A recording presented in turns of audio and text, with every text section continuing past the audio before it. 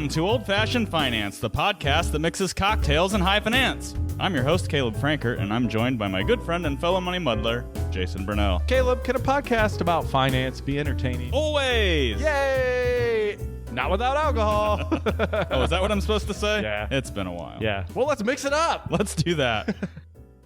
All right, I did. Good. Hey, so if you're watching, we Yeah. have different scenery behind us. Yeah, we didn't get evicted.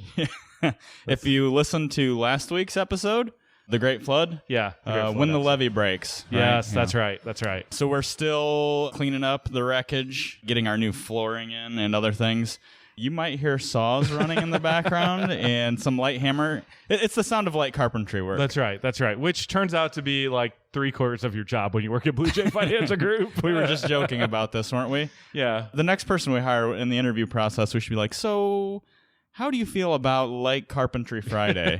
Not casual Friday. It's a little bit different. You wear jeans, but it's not for the reason you think. Yeah. It's not to be comfortable. You're going to sweat. Exactly. Do you have a tool belt? Yeah. What is your favorite power tool and why? Yeah, I think you said specifically. We have a lot of Black & Deckers we here. have a lot of Black & Deckers here. We could use a couple Milwaukee's. Like the Walmart Black & Decker, right? Or Cobalt, right? Yeah. That's all right. So let's drink on that note. All right, let's get into it. All right. So what we're drinking here today, Jason, is called a Churchill. Yeah, I'm assuming because of the scotch. No, keep going with that. Why? Well, I thought Churchill drunk Did he drink scotch? Yeah. Oh, okay. I thought that was like his drink of choice, wasn't it? Maybe that is why it's called Churchill. I don't know. I didn't research it in great depth. Well, I mean, maybe my history is. I know he likes cigars. Yes. No, I think he likes scotch too. I'm going to look it up Okay, right now. look it up. Here we go. Ready? I didn't do a whole lot of research. In fact, what I did was I found a recipe that we already had all the ingredients for, which was really helpful because we're kind of all torn apart here right now. Yeah, So. scotch. All right. Okay, And cool. Johnny Walker red or black. And he would blend it. So he's making his own blended scotch. Paul Rogers Champagne. Champagne? Interesting. Well, He was we quite have, friendly with the Pole Roger family. I don't know. I I don't have no know idea them. who that is. All right. I'm sure it matters to our UK listeners. Yes, all of them. We went with Dalwhinnie. But anyway, let's get into the drink here a little bit. What you see before you, it's a handsome drink. Yeah. Somebody said it looks like apple cider. And It kind of does. I kind of see that a little bit. Yeah. Yep. As it's rested here, it's got this like little bit of a haze on top. Yeah, I think that's the fresh squeezed lime. Ooh. Oh, see, you're giving it away. Oh, bummer. All right, so what we've got here is 1.5 ounces of blended Scotch whiskey, 1/2 ounce of Cointreau, triple sec would do too. Yeah. And then we have 1/2 ounce of sweet vermouth. We prefer Carpano Antica. Yes. We'll see if we prefer it with Prefer this is drink. more than the right word. Yeah, we're snooty about it. We're jerks about it. Yeah, kinda. And 1/2 ounce of freshly squeezed lime juice. Yes. Put everything in a shaker. Throw some ice in. Shake it up. Shake it up. That's kind of a And strain. that's kind of a big drink. Yeah, well, Did you double it? it's Friday. Okay, thanks. At least when we're recording this, and I needed it. Let's go in for a taste. All right. That's got a lot going on. Yeah, Ooh, I don't really like what it's doing in my nose. it's not doing anything in my nose. Oh, it's the peaty scotch. Is That's it? what it is. Yep. Okay. So Ooh, I don't it's really interesting. like that. It's super citrusy up front. Yeah. Oh, it reminds me of I feel like there's lemons in there, even though there's not. But then Right. it smooths out and it's sweeter. I taste the lime at the end there. It's, I really don't it's interesting. I really don't like the aftertaste. It really is kind of like a whiskey sour, except Yeah. with lime juice instead of lemon juice. Right. Yeah, I don't really like the aftertaste at all. Actually, it's making me sneeze. Either that or all the dust flying around in the office. I think I scared it. Look at the light. All right. No, I think it's the peaty and citrus that's coming through on my nose.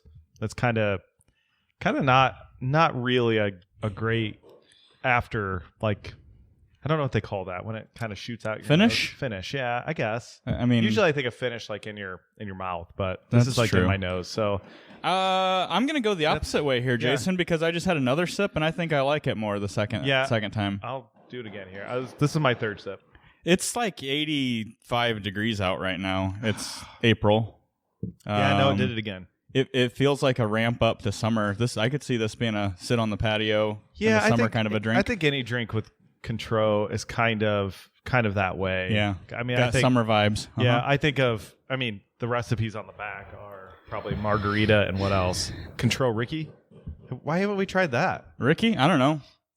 We can try it soon. 2-ounce Contro, lime juice. That's a lot of Contro. And just sparkling water. That's actually that sounds like a summer drink. That does sound like a summer I bet drink. that's where we're getting the summer Well, vibes from. And honestly, with Contro being the main ingredient there, you're not going to have any trouble getting through the workday with that. Here's my So thought what you're on saying this. is the base of this one being Scotch. There's everything about this is alcohol. Yeah, absolutely. I mean, this isn't like a lot. No, what is it? Is it 40 proof? I mean, 40%? 40. It's 80 proof. Okay, well. Okay, so that's not a Mick Ultra. True. So, yeah, and that's actually probably what the Scotch is. This is a 43%. Dalwhinnie, is that what we're using? Yes, sir. Okay. So, like anything else whiskey-based, I'm not a big Scotch guy. I used to be. And then I discovered bourbon, and I'm wondering what this would look like With bourbon. with bourbon. And actually, now that I think of it, do you remember that perfect Manhattan Yes. that I made a long time ago? I do. And I wrote it down. It was so perfect that I wrote it on a Post-it note somewhere. And then somebody Then you lost it. Somebody cleaned, and it's gone. But I believe I used Contro. You did use I know Contro. I used Carpano Antica. And I think I used Weller Antique 107. I think you did too. But lime juice would have been a no. I really wonder what this would taste like Without. with like a high proof bourbon. Right. I don't think I'd put lime juice in it. I feel like lime juice it's risky. It's not as risky as lemon. That lemon is real risky. I'm almost like every time we have a drink with lemon and I'm like, yee. So I guess I'd say this is not super. You picked up the peatiness for sure. So depending on the Scotch that you use, you might not get that as much. Right. But I would say it's not a super heavy hitter. It's not a like real. Even though it's mainly whiskey, it's not a super whiskey tasting drink. So No, it's I think not. if you're kind of like on the cusp of liking whiskey, maybe you've dabbled in Scotch, this is probably a good one to try. Cool. Awesome. What are we talking about today? Oh, I thought we were talking about cocktails. We can do that. Well, let's move on. Okay, well, today, Jason, we are talking about morally responsible investing. Ooh, my favorite topic. Yeah, this is one of those that needs to be handled with kid gloves. Oh, why? Needs to be handled with care. Okay. We need to make sure I've been warned. We have opinions on this stuff, okay? We do. And it might not be the same as everybody else's opinions, so we'll try not to get We too don't far know into why the not, weeds. though. We really Well, don't. everybody should agree with what I That's right. what I think all I the mean, time, that's what we right? tell all of our clients. Yes. If you don't agree with everything that I Come say, in here and we will educate you on what you should be thinking. No, it is a touchy topic, though. It is, but for I sure. think that it is really important, and we have stayed away from this for quite a while because it can be tricky navigating these waters. Yeah, exactly. But it is definitely worth talking about. Yes. So I want to do the topic justice. But I also, you don't want to. This isn't a soapbox rant, right? Right. We want to stay in our lane here. So. What we're talking about is morally responsible investing, which I find is often confused with socially responsible investing. Right. And you've probably heard a lot more about socially responsible investing or socially responsible funds, ESG funds. Sure. Which is I don't know why I always have to do this. Environmental. What did we say? Environmental and social governance. Social governance? Governance. Yeah, governance, yes. I always forget what the G is. Yeah, governance. Like environment, social, and... So governance is not a word that you use in your everyday No, not at all. vocabulary, for sure. But I mean, I guess that kind of points to like a strict set of guidance and rules, laws. Yeah. I guess that kind of makes sense. yeah, I just think that early in our career, ESG was like really almost like the environmental... it was kind of more piece. fringe. It was maybe even looked at as radical, I think. Yeah, but it was like, I feel like it was really focused on that environmental piece more. And I think over the last, I don't know, 3 or 4 years, It's encompassed a lot of other things. Yeah, it's starting to, wrap its arms around other I guess, social agendas. Is that the right word? I don't want to be too offensive. Could be. So to set but this it kind of is though. I mean, sure. There's I mean, one example would be some of these ESG funds have mandates before they allow a company into their fund based on like diversity on a board of directors or something. Sure, like that, right? Absolutely. So that's something that's far from the environmental agenda. Exactly. I think. No, we haven't found the fund yet. We kind of joked about this the other day, like the environmental fund that's out to like ruin the environment. We haven't found that one yet. Yeah. So there's maybe not there's as their objective. There's always an assumption. Like I think the environmental piece is they don't ruin the environment, right? Yeah.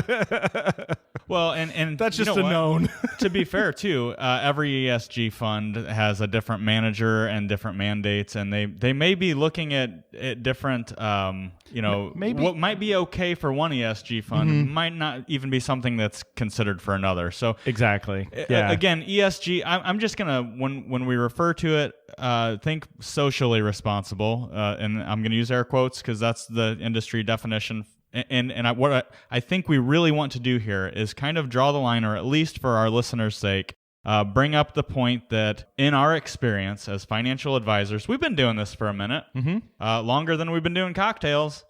That's true. That's true. And what I often find, and this was kind of the thesis of the blog that I wrote a couple years ago, I'll probably reference that a couple times. Yeah, I'll reference the great writer Caleb Frankert. Yep, of course. But many classical notes. Yeah, I think what I found in my experience as a financial advisor is most of the time when someone comes to me asking about ESG funds or responsible investing. Sometimes they'll just say responsible investing, right? Or socially responsible investing. What I find is after asking a few questions, what they're actually looking for is something that we would call morally responsible investing. And I realize that everybody's got a different definition, maybe, of what moral is. So I think our concern is that these things get like gray. Yeah. They're construed, and maybe so. If you're before you go in and talk to an advisor, like us, like you better be certain that you understand what am I actually trying to achieve when I say ESG or social responsible or responsible investing. Again, I found this pretty cool chart around ESG, and I kind of like it because, again, environmental, social, governance. Were we right on that? Yes. Yeah. And so the environmental piece, pollution, waste, climate control. I'm a big fan I'm of very climate passionate control. about HVAC. Climate change, energy efficiency, natural resources, social, gender, diversity, policies, safety, controls, human rights and labor standards, privacy, data security. Did not consider all those things. No. Data security is one that's really... I think everybody wants that probably in the companies they're investing in. Yeah, but you kind of wonder, are they like a leader in that? Or are they like have they had issues? I mean, you could think of like the Experian, credit situation. There are companies out there who have made it known that they're not real concerned about keeping your data. Target was a huge one. Yeah. So I guess I never even thought of that under the social piece. Although we're not here condemning Target today. No, we're not. I mean, come on. Everyone, and we realize how difficult, like, especially that one is. Like, I mean, there's some bad actors out there trying to get people's information. So, and then the governance piece is like corporate behavior, governance, accounting practices. Whoa. I think that's interesting. Generally accepted accounting practices. Well, I think it like carried interest. You're going a step forward. Yeah, like things like that. Board practices. Okay. I think board composition, male, female. Yep. Those kinds of things. So I guess I hadn't really looked at that. And I think those drive into things like executive pay, independence of the board, the people that are actually involved. So again, ESG, in that broader definition, some of those things may be important, but it may not be what you're talking about when you come in and say responsible investing. So I think the main point that I want to make here, and then you tell me if you want to make a different point. The main point I want to make here is sometimes we just take these two, ESG or socially responsible investing and morally responsible investing, we put them in a bag, we shake them up, and we say it's all the same thing, but it's not. Right. Now, is there a lot of overlap? Absolutely. But I think what it comes down to is if you come in and you're you want to sit down with a financial advisor, you're interviewing somebody, say, hey, socially responsible investing is really important. I've had this happen. I ask more questions. Right. And I'm not saying that it's never the case, but more often what I get is, after asking a few questions, I want morally responsible investing. And kind of like I said earlier, that can be a little tricky to define because morally responsible means different things to different people. So right, yep. I would almost rather use the term value-based investing. What investing practices line up with my core values as a person? That line up with my religious beliefs and all those kinds of things. So the thing that you can't do is just say, blank responsible investing is all the same stuff. It's not. And where you can run into some real trouble is that sometimes someone's morally responsible investing and somebody else's socially responsible investing may have extreme conflicts. I definitely like the term value-based better. Yeah. And there's another term that I'm finding here as I'm snooping around the internet a little bit. They're talking about the word impact investing. Okay. So that's kind of on the ESG side of things. I do like the values-based investing. Values, yes, not value. Although investing. Right now, I like value investing. Value investing, the reason why we're giggling is because that's kind of an allocation that you might have in your portfolio. There's growth and value and an argument all around that, right? Yeah, we did that earlier today, actually. We did. So, I mean, the value-based investing, I think, points towards, okay, these are my principles that I live my life by, yes. right? And you know what? I said we weren't going to give examples, but I will give a couple of examples. So looking at the blog that I wrote, I haven't looked back at this, so hopefully... Literary classic. Yes, you could find this on Amazon or Barnes & Noble, anywhere where good financial publications are sold. No. Anyway, actually, just on our webpage, bluejfg.com. Yeah. Read our blogs. Some of them are pretty good. On the socially responsible front, what I would say to clarify, I don't think none of us here would argue against being inclusive or promoting equality or protecting or preserving our natural resources, right? Right. But absolutely. then when you take that and you turn it into, you look at values-based. Mm-hmm. Okay, so let's say you talk to somebody who is morally opposed to alcohol and tobacco. Sure. Yep. Okay. Alcohol and tobacco could check the boxes if we're looking at a socially responsible fund. Correct. That's promoting inclusiveness and equality and protecting our natural resources. Check, check, check. No problems there, right? But you might come in and say, well, I wanted this kind of investment, and now look, I've got all of these alcohol and tobacco stocks in Correct, here. yeah. And gambling and whatever else. Again, I think that's like a side effect of focusing potentially on one particular principal value that you're trying to hone in on. Mm-hmm. You got to make sure that it doesn't, the cause and effect, or the cause and the effect, it doesn't lead to something that you actually don't believe in. Again, you have to have that kind of hierarchy of what you're trying to achieve when you're I guess putting this as a mandate out there in your portfolio.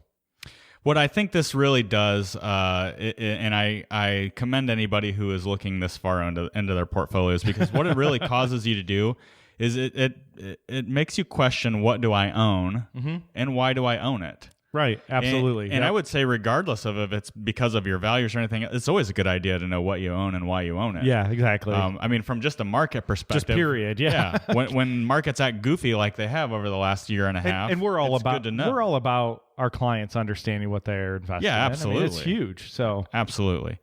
So here's kind of I guess maybe I'm going to take this down another path, because when we look at, there are plenty of ESG funds out there. Right. So if your idea of values-based, we're just going to call it values-based investing now. Sure.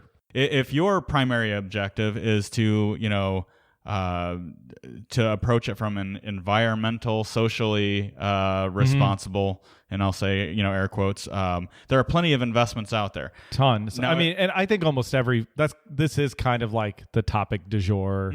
Almost every fund company that we're aware of, they have an ESG portfolio. They have an or ESG two or three. portfolio. Yeah. And some have actually gone to all ESG portfolios. I mean, the names that are coming to my mind are like BlackRock. They're huge. Janus Henderson, those kinds of folks have big pushes towards value-based investing.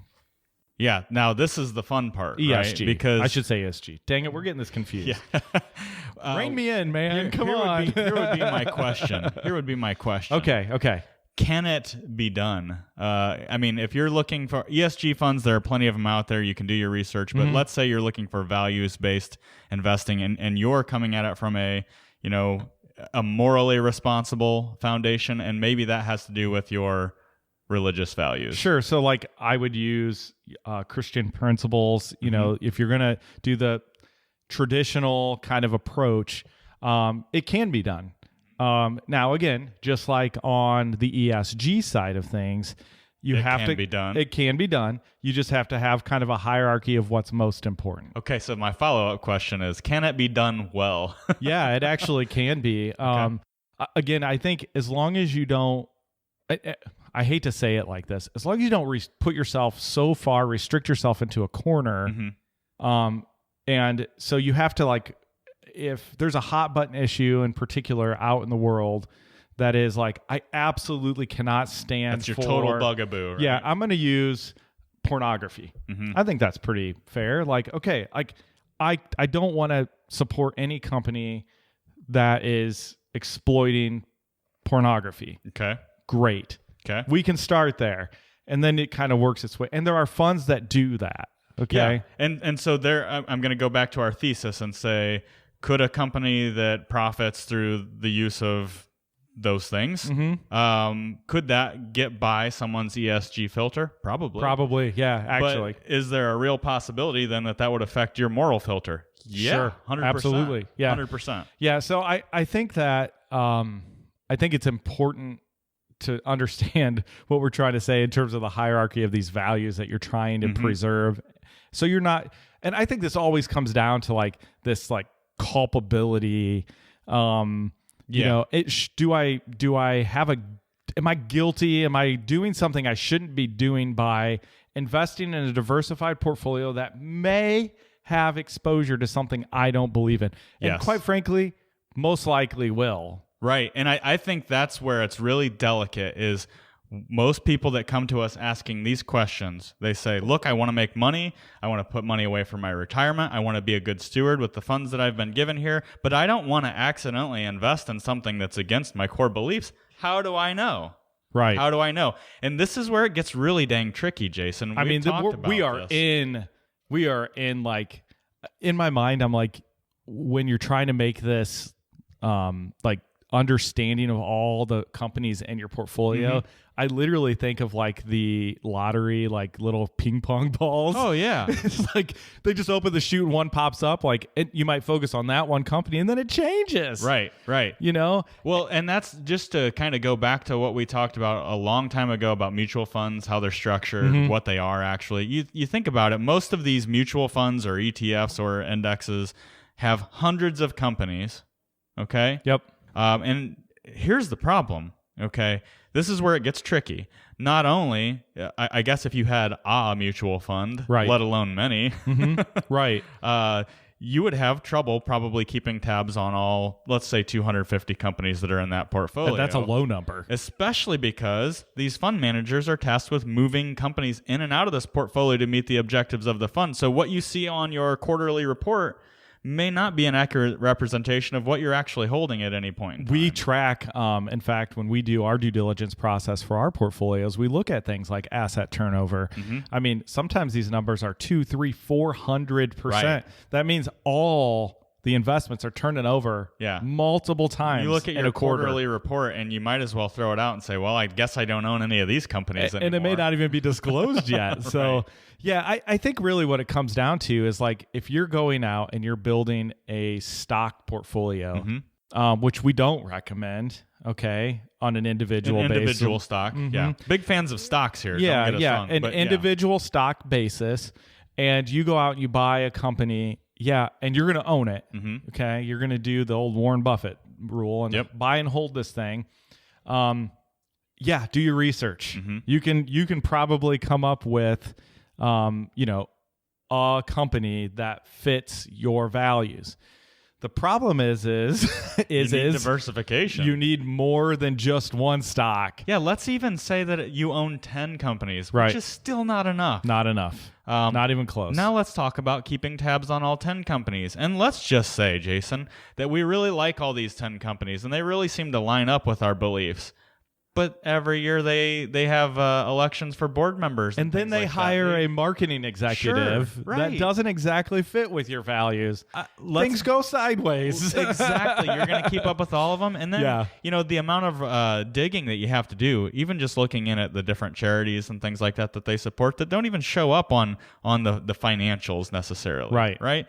What causes are they supporting? What you're running into is it's more than a full-time job. It can't be done probably real effectively. So like anything else, when you're managing a stock portfolio, Jason, what do you suggest? Drinking coffee. I just took a drink. I was going to cough. What he was going to say was hire a professional. That's right.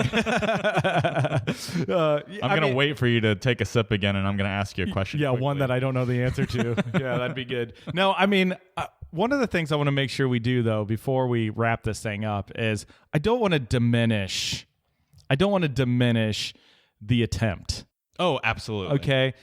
We are advocates for understanding what you're doing. That is not what we're saying. Like, just throw it away. It's not. Yeah, worth we're not it. saying it's hopeless, so it's not worth the fight. There are multiple mutual fund options out there. If you don't want to support, things that you don't believe in, we can probably find something that'll fit that. Now, may not hit all the check marks, but we'll get most of them, okay? Like you said, kind of prioritize the big ones. Yeah, right? and feel good that you have, you're not as culpable because you have more than an arm's length away from these decisions. Yeah.